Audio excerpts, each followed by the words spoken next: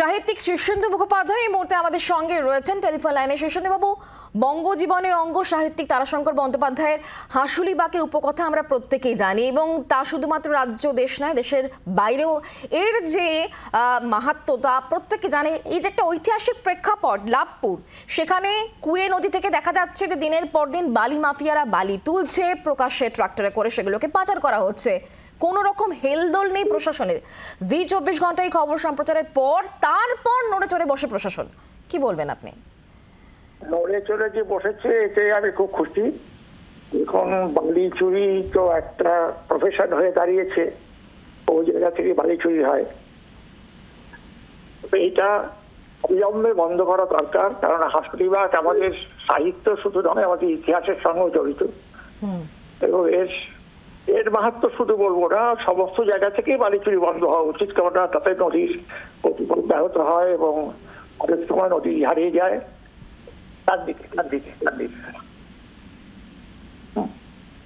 এই যে আপনি বলছেন, হ্যাঁ বলুন প্লিজ। এবার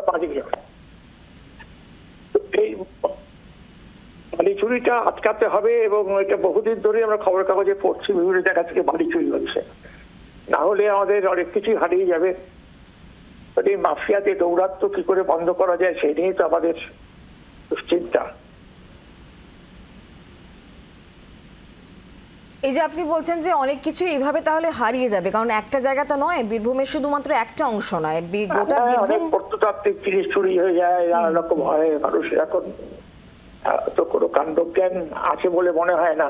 যারা এইসব করে তাদের তো কাণ্ডজ্ঞানের বালাই নেই, হয়ে যাবে সোজা। আপনি বলছেন তাহলে প্রশাসনকে অনেক আগে থেকে আরো বেশি মানে অস্বস্তি হবে। সরকার যদি হস্তক্ষেপ করে তাহলে খুবই ভালো।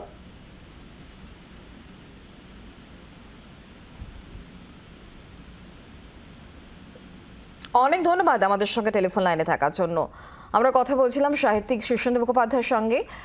সাহিত্যিক তারাশঙ্কর বন্দ্যোপাধ্যায় তার যে হাঁসুলিবাকের উপকথা তা আমরা প্রত্যেকেই পড়েছি, তার একটা ঐতিহাসিক প্রেক্ষাপট রয়েছে, কারণ যে কুয়ে নদীর কথা আমরা বারবার করে বলছি, যেখানে একটা হাঁসুলিবাগ, এবং যাকে লক্ষ্য বা যাকে সামনে রেখেই কিন্তু এই উপন্যাস তৈরি হয়, সেই হাঁসুলিবাগ এই মুহূর্তে বালি মাফিয়াদের দখলে। দিনের পর দিন এই কুয়ে নদী থেকে বালি তোলার কাজ চলে, প্রশাসনের নাকের ডগা দিয়ে এই কাজ চলছিল। আমরা কথা বলবো, আমাদের সঙ্গে প্রসেনজিৎ মালাকার রয়েছেন, আমাদের প্রতিনিধি। প্রসেনজিৎ, তুমি আমাদেরকে যেমনটা বলছিলে যে গোটা বীরভূম জেলা জুড়েই এইভাবেই বালি মাফিয়াদের দৌরাত্ম্য দেখা গিয়েছে, কুয়ে নদী থেকেও দিনের পর দিন এইভাবেই বালি তোলার কাজ চলছিল, কিন্তু প্রশাসনকে বলা সত্ত্বেও প্রশাসনের তরফ থেকে তেমন কোনো উদ্যোগ ছিল না।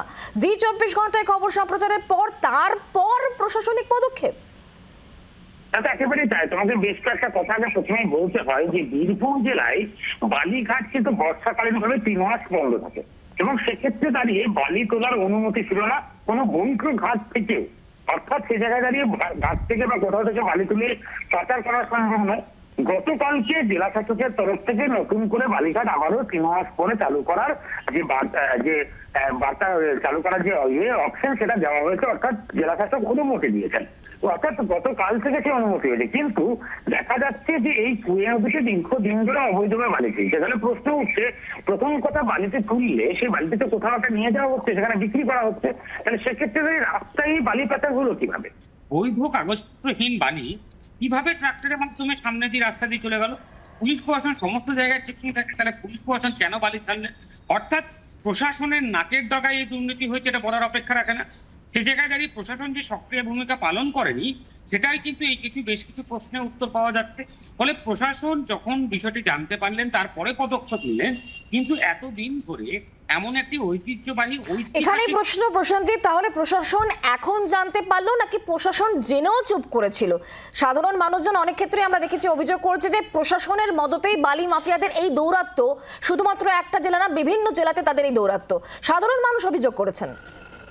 একেবারেই তাই, বীরভূম জেলাতেও সে একই অভিযোগ। এবং এক্ষেত্রেও বলছি তোমাকে, শুধুমাত্র হাঁসুলিবাগ নয়, পাশাপাশি বীরভূম জেলায় সর্বত্র এই ছবি দেখা গিয়েছে। অবৈধ বালিঘাট কিভাবে চলছে, কার অনুমতি চলছে, এইগুলো প্রশ্ন উঠে যাচ্ছে। এবং উল্লেখ্যভাবে প্রত্যেকটি বিষয়ে আমরা দেখতে পাচ্ছি কোনো না কোনো প্রশ্ন উঠে যাচ্ছে। যেমন গতকালকে ডিএম অনুমতি দিলেও যে বালি তোলার, সেখানেও দেখা যাচ্ছে পূর্বতন 6 তারিখে ডেটে সাইন করা কাগজ আছে, অর্থাৎ তার আগে থেকে অনুমতি দেওয়া হয়েছে, কিন্তু গতকাল সেটা প্রকাশ্যে আসার পর বালিঘাট মালিকরা জানতে পারছেন। অর্থাৎ কোথাও না কোথাও কিছু অসাধু ব্যবসায়ীকে, অসাধু ব্যবসা চক্র, বাড়ি মাফিয়া যারা রয়েছেন তাদেরকে সাহায্য করার প্রচেষ্টা করা হচ্ছে।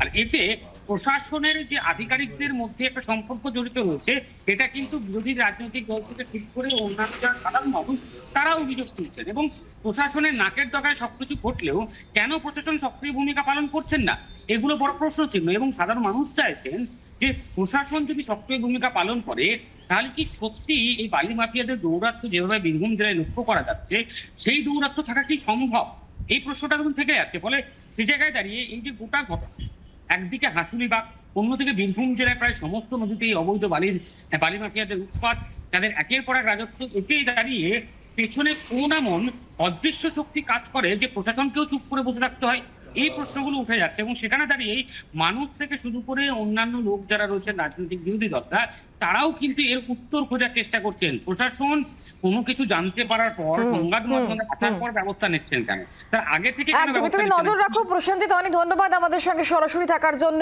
এবং এটাই এখন দেখা, যেহেতু এই কুয়ে নদী বা হাঁসুলিবাকে উপকথা যখন আমরা বলছি, তারাশঙ্কর বন্দ্যোপাধ্যায়ের কথা যখন প্রসঙ্গক্রমে চলে আসছে, আর সেই জায়গা থেকেই নদী তার গতিপথ হারাচ্ছে এই বালি মাফিয়াদের দৌরাত্মের জন্য। আর যেহেতু ঐতিহাসিক একটা প্রেক্ষাপট রয়েছে, সেই জায়গা থেকেই এবার আপনাদের শোনাবো নাট্য ব্যক্তিত্ব, স্থানীয় নাট্য ব্যক্তিত্ব, তিনি কি বলছেন এবং স্থানীয় শিক্ষক তাঁদের বক্তব্য কি।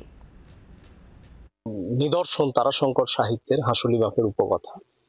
দ্বিতীয় বিষয় হচ্ছে যে এর যে সৌন্দর্য, নৈসর্গিক সৌন্দর্য, যেখানে নদী হাঁসুলি হাড়ের মতো বাঁক নিয়েছে, এই সৌন্দর্যকে কেন্দ্র করে, এই সাহিত্য নিদর্শনকে কেন্দ্র করে প্রশাসন থেকে এখানে একটি পর্যটন কেন্দ্র হবে, মানুষ দেখতে আসবে, বহু মানুষ দেখতে আসে, এটাই আমাদের চাওয়া এবং আমাদের সেটাই প্রত্যাশা যে এটা হবে। কিন্তু বালি তোলা, অবৈধভাবে বালি তোলা বা বৈধভাবে, আমরা তো এত আইনি বিষয় জানি না, কিন্তু নদীর যে নিজস্ব গতি, সেটা যদি কোনোভাবে রদ হয়, তাহলে এটা তো আমাদের কাছে, আমরা যারা তারাশঙ্কর অনুরাগী, তারাশঙ্কর প্রেমী মানুষ, লাভপুরবাসী, তাদের কাছে খুব যন্ত্রণার, খুব বেদনা। এবং আমরা চাইবো যে প্রশাসন সদর্থকভাবে এগিয়ে আসুক এবং এই ধরনের ঘটনা যদি ঘটে তাহলে তার অবশ্যই নিষ্পত্তি হোক। তারাশঙ্কর বন্দ্যোপাধ্যায় এবং হাঁসুলিবাক মানে একটা অঙ্গাঙ্গিভাবে জড়িত। তো হাঁসুলিবাকের যে কোপাই নদী আছে, সেই কোপাই নদীর বালি এবং মাটি অবৈধভাবে যেভাবে লুট হয়ে যাচ্ছে, সে জায়গায় দাঁড়িয়ে লাভপুর থানার প্রশাসন যে পদক্ষেপ নিয়েছে আমি সাধুবাদ জানাই। এবং শুধু তাই নয়, ওই হাঁসুলিবাকটাকে নিয়ে সরকারিভাবে একটা প্রজেক্ট হতে চলেছে, মানে একটা ওয়াচ টাওয়ার থেকে শুরু করে পর্যটকদের বসার জায়গা, তারপর বিশ্রামাগার, এবার একটা ভালো রকম একটা মানে উন্নয়ন হতে চলেছে ওটাকে লক্ষ্য রেখে। সে জায়গায় দাঁড়িয়ে এই মুহূর্তে এই যে বালি এবং মাটি কোপাই নদী থেকে, গরম থেকে যে নিয়ে যাওয়া হচ্ছে অবৈধভাবে, সেইগুলো যেন প্রশাসন।